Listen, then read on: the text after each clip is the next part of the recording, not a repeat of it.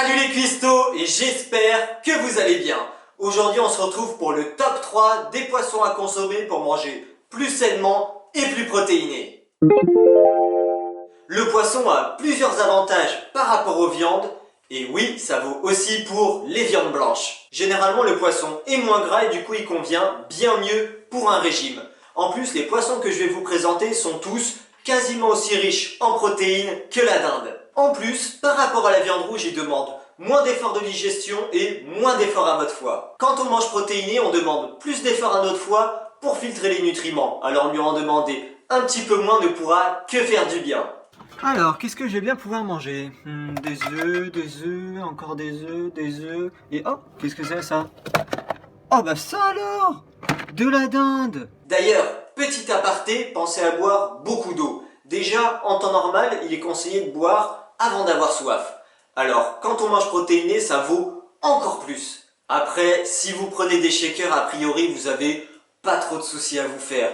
Perso, j'ai fait le calcul et rien qu'avec mes shakers de protéines, je bois à peu près 2,7 litres par jour. Vous voyez, c'est juste ici que j'ai demandé à ce qu'on m'installe un petit robinet de whey au lieu du robinet d'eau. Et enfin, le poisson rend plus intelligent. Je confirme, hein. D'ailleurs, ça se voit que tu prends que de la dinde. Alors toi, cette fois, je vais te tuer. Je m'égare, revenons-en à nos poissons. Si vous faites de la muscu ou juste que vous êtes un sportif, il faut absolument que vous ayez au moins 2 de ces 3 poissons dans votre diète. Le premier, c'est le saumon. C'est le seul qui conviendra pas à tout le monde. Alors on va commencer par tous ces points négatifs. D'abord, c'est le plus gras des 3. Donc pour une sèche, un régime ou juste si vous avez tendance à prendre du poids, il sera pas topissime. Et en plus, il est relativement cher par rapport aux autres. Mais alors du coup, s'il est aussi moisi, pourquoi tu le mets dans ton top 3 toi? Ça va, j'y viens. D'abord, il est plus riche en protéines que le colin. Dans le saumon, il y a minimum 21 grammes de protéines pour 100 grammes et en plus il contient plein de bons lipides comme les oméga 3 et un max de vitamines et de minéraux. Du coup, pour une prise de masse, il sera nickel et pour un régime ou une sèche, je le conseille par contre pas plus d'une fois par semaine. Maintenant, les poissons moins gras. D'abord, il y a le thon. C'est le plus riche en protéines des 3. Il contient 26 grammes de protéines pour 100 grammes. Le thon en conserve, c'est un basique à avoir dans vos placards. Ça se conserve super bien, c'est pas cher, et en plus, quand vous êtes à la bourre, c'est super simple à préparer. On ouvre juste une boîte de thon, on le met sur des pâtes complètes ou sur du riz, et ça fait un repas fait en 2 minutes chrono. Genre, au hasard, un petit exemple. Tu rentres d'une séance jambes, t'es complètement mort et t'as oublié de faire tes courses. Eh ben, ça dépannera toujours d'en avoir quelques-unes au fond d'un placard. En plus, il contient que 2 grammes de lipides pour 100 grammes, soit 2 fois moins que la dinde. Franchement, j'ai bien cherché, je lui ai pas trouvé un seul défaut. Bon, à part si on joue la carte écolo, mais là du coup ça vaut pour tous les poissons.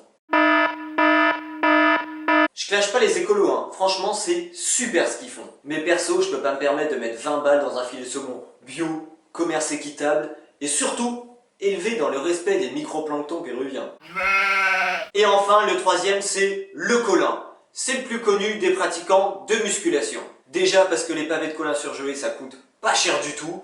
Et en plus, ils contiennent 20 grammes de protéines pour seulement 1 gramme de graisse pour 100 grammes, ce qui est extrêmement peu. Et enfin, c'est le moins calorique. 100 grammes de colin, ça fait 90 kilocalories. Alors avec un rapport protéines-prix et côté pratique, côté goût aussi bon, franchement, on peut pas combattre. Et voilà les cuistots pour ce top 3 des poissons à rajouter à votre diète, régime ou prise de masse. S'il vous a plu, n'hésitez pas à me mettre un petit pouce vert ou à me laisser un commentaire, ça fait toujours plaisir. Et moi, j'ai quelques petites idées de top 3 avec les féculents, les viandes ou d'autres trucs qui me viendront sur le moment que je vous prépare pour les semaines à venir. Il me reste plus qu'à vous souhaiter un bon week-end et je vous dis à la semaine prochaine. Je m'égare. Revenons-en. Ça se dit ça?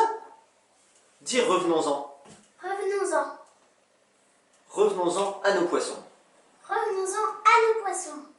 Ok, donc c'est bon.